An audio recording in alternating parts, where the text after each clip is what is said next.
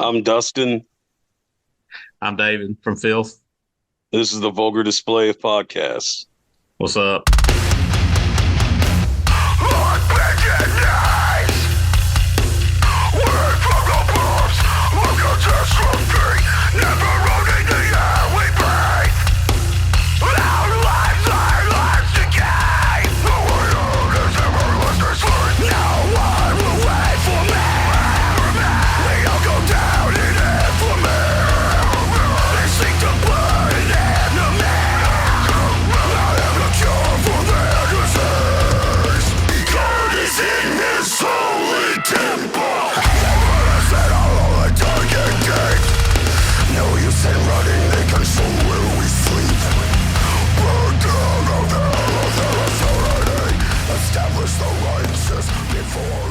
Hi, and welcome to the Vulgar Display of Podcasts, live from the Barn Studio. You got the Mox and Anthony here, and we're joined online right now with David and Dustin from the band Filth. What's up, fellas? What's up, guys? Appreciate your patience today. Glad we got connected. We are digging these new tunes, and actually, your publicist, Shane from Adam Splitter, sent us an advanced copy of the record that's going to be out this Friday, April 5th. The Southern Hostility. Yep, that's it. Yeah, I got it right. I am Ron Burgundy. I am Southern Hostility. Yeah, you got it. Man, this album slams, guys. We're digging the shit out of it. Thank you, man. Hell yeah. The bio, North Carolina hip hop influenced deathcore. There's definitely an element. I would say I hear some new metal in this. Oh yeah. Tell us a little bit about like that's your bio, right? So tell us a little bit about that hip hop influence. I guess, well, for me and Dustin, we both kind of grew up listening to 90s hip hop and stuff like that. So we tried to tether a little bit of that, throughout the album to try to do something a little different, keeping it heavy. There's a little bit of a new metal feel and stuff, and, just trying to have some fun and do some, something a little different than what we've been doing. Is new metal making a comeback, you guys think? I hope so. Yeah, I think so. Or, somewhat, yeah, I'd say it is. Actually, this is Anthony's idea. Are you guys familiar with a band out of Arkansas called Gore Pig? Yeah. Heard of them, yeah. Yeah, you guys would be we want to get that tour together, and we want to bring it to our hometown. But you are coming to our hometown Tuesday, May 28th at Red Flag in St. Louis. Doors are nice. Shows at 6:30. Filth, Second Death, Infurious, Snake, Father, and Polterguts. Man, what a bill is that? That's going to be killer. Yeah, that's a stacked show, man. And Red Flag is awesome. That's a killer venue. Yeah, I was about to say, I'm stoked to be playing there again. Yeah. Yeah, you guys played there not too long ago. Yeah, it's pretty cool how they have like that upper balcony that's like industrial kind of looking thing. Yeah. Yeah, all the containers and stuff. They did a really good job with that place. It's cool. Out on the road's where it happens, right? Like, I think it's kind of different these days how bands make money. I think a lot of it kind of comes back to merch, and that's a whole different, conversation for a different day. But you guys have to get out there and play live in front of audiences, right? Oh, most definitely. Like that's the main thing. Like to survive, you have to. Yeah, I mean, if we're not playing shows, I mean, we get stagnant. I mean, you can do a lot with music online and stuff like that, and releasing music and stuff. But a band like us, we have to be playing. We got to be out there selling merch. We got to get in front of people. That's how we grow. Are you guys feeling the buzz about Filth? I mean, everywhere I'm looking, I'm seeing you guys.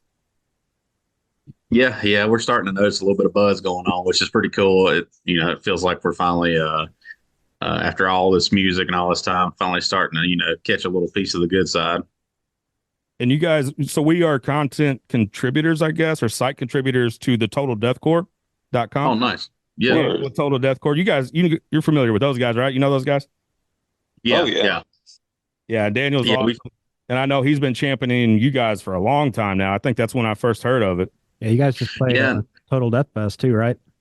Yeah, we played the second one. Nice. How was that? How was that show? It was a good time. It was fun. Yeah, it was a blast. It's at our hometown venue too. Well, our home venue.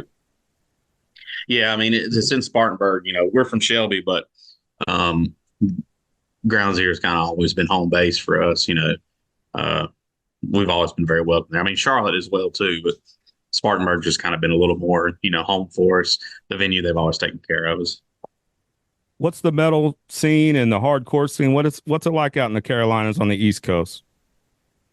It's pretty good, and it's picking up a lot in the past couple of years. Um, Charlotte, Greensboro, Spartanburg, Greenville, Columbia. I mean, there's a lot of areas popping off right now. A lot of younger bands popping up. Yeah. Yeah, there's a lot of new bands coming up and stuff now too. You know, we kind of hit a lull period a few years ago where there wasn't a whole lot of bands, and then COVID hit, and you know, it got tough for a little while. But ever since everybody's kind of bounced back, the music scenes are really starting to thrive. Shows are picking up. I mean, it's been good. I'm seeing a ton of you guys on social media, a lot of shorts, a lot of filth, a lot of heavy hitter type things. What kind of contribution do you think that's gaining to the kind of the up and coming success you guys are kind of seeing right now? I was saying, just like with doing the shorts and stuff, it's bringing more eyes on us, people that wouldn't have heard us before. Like they're just now discovering who we are. We've been a band since 2015, and a lot of people think we're a newer band, but there are people finding us every day, and they'll be like, "God, I never heard of you guys before." It's super cool though. Like just having an influx of new people finding us because of social media. But yeah, I'd have to say Instagram and TikTok have definitely been a big part of that. You know, especially TikTok they put us in front of a lot of new eyes. I mean, one time that app was really popping, so it's helped the reels, the little short memes and stuff. I mean, all the different pictures and all the avenues that we could travel around, and we've tried to capitalize on that in the last 6 months, and it's definitely helped. Seeing that growth happen and seeing it get shared out so many times, and then picking up the steam. Is that part of the excitement for you guys to see, like, we're starting to finally reach out? You said you've been doing this almost 10 years now. So It's like, it's kind of a lesson in like patience, I guess, but finally starting to see things happen. I'm sure that's exciting for you guys. Oh yeah. Definitely.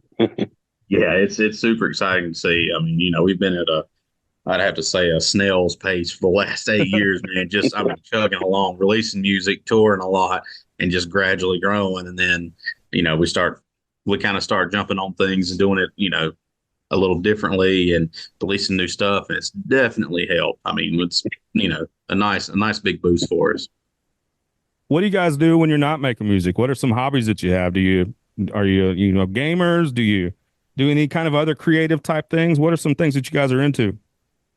I game, and then we make other music too. Just different projects. Yeah, I mean, really, my life consists of writing music, working, taking care of my son, and being on the road. I mean, that's pretty much what it is. Is it difficult balancing that life? You mentioned being a dad. Is that difficult to balance, your career, which is music now, and being a present father, I guess? It's yeah, it's been a challenge. I mean, I'm a newer father. I mean, he just turned a year old, so okay. This past year was definitely challenging to try to figure things out.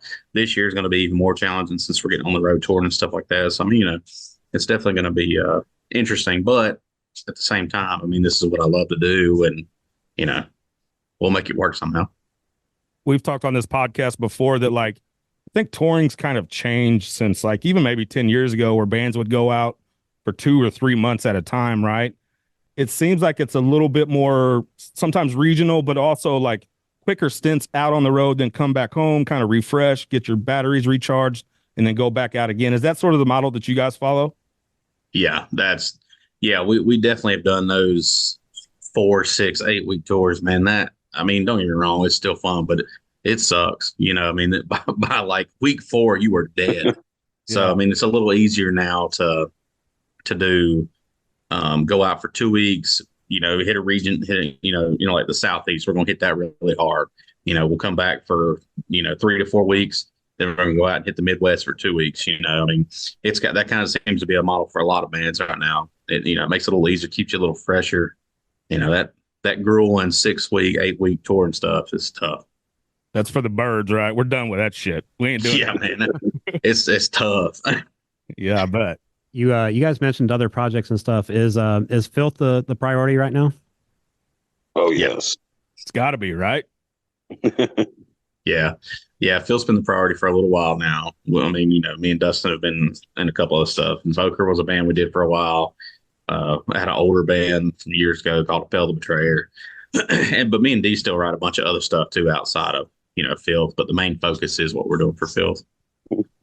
And is it right that Filth actually started as sort of a side project where like it was a side project of some of the other things that you guys were doing, and you're like, oh no, we need to kind of invest some more time, energy, and effort into this, I guess.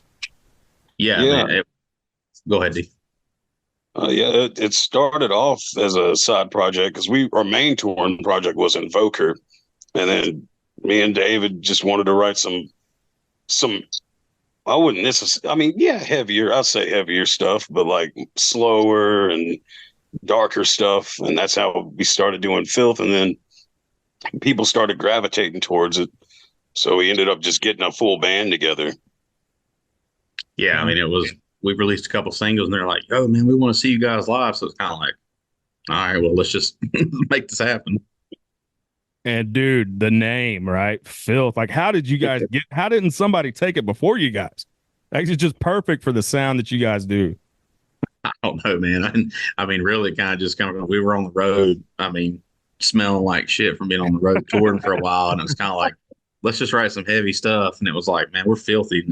And D was like, man, that's the name right there. It's perfect because I don't know anybody in their right mind who doesn't have a stink face when they're listening to fucking Chin Check or anything like that. I mean, it's just nasty. That's also, that's what we want though. Have you guys ever asked Alexa to, like, can you say play Filth and it plays you guys? I never have tried. Well, here, let's be try. honest with you. Alexa, play Filth on Spotify. Let's see if it works. Enable the skill. My Alexa in my house went off. Oh, no kidding. Yeah. Alexa, stop. No, we might have to be more specific with her. I just wondered what would come up, like, and maybe the wife's going to find that and be like, what were you trying to look up? Like, no, baby, it's a band name. And you even got the hat right there. I don't know if you can see that, Anthony, or not. You just Filth, right? You don't have to say much more, just Filth. Nice. Nah, the name says it all. Absolutely. Dustin, tell us a little bit about some of the lyrics on here. I mean, obviously some beat down influence, I would say, especially with the single. But where are some of these lyrics coming from? What are some of the themes that you're hitting on? Well, some of them just dealing with being like during the COVID lockdown, just going on the internet and just seeing how people like go at each other like all the time, just a lot of backbiting and back and forth, and it's just frustration with that. And then there's some other songs that are like personal, like interpersonal songs, just things that we were all dealing with. But a lot of it is like the majority of it is just like seeing the state of the world like during the lockdown and just lashing out at it.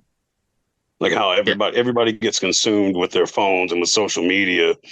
And like, instead of seeing the bigger picture, everybody like just, there's so much backbiting on every side. So it's just like lash out at both sides or everybody. A lot of pent up aggression from sitting at home, not being able to do anything for so long. It all come out on this album. I can understand that. We have a buddy who's a big Upon a Burning Body fan.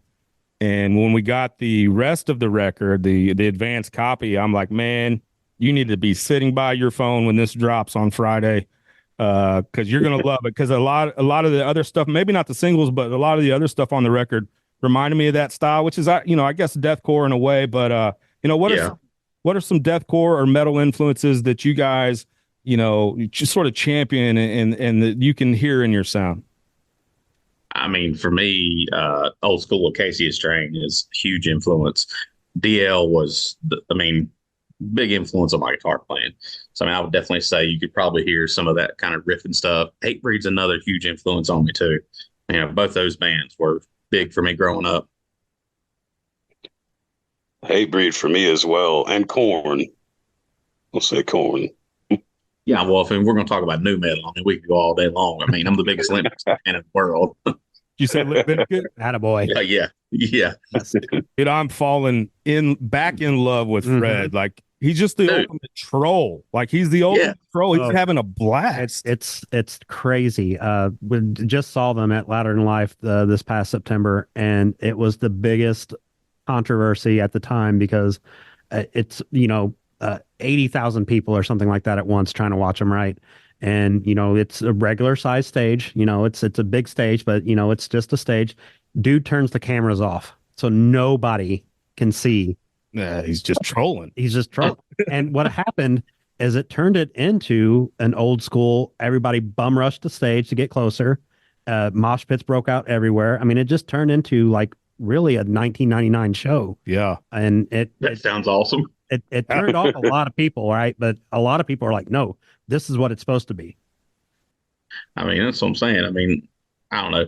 That's what I liked about Fred, and that's why I mean the whole band. I mean, it was they were all about controversy and just trying new things and doing whatever, man. I mean, they were having a good time with it.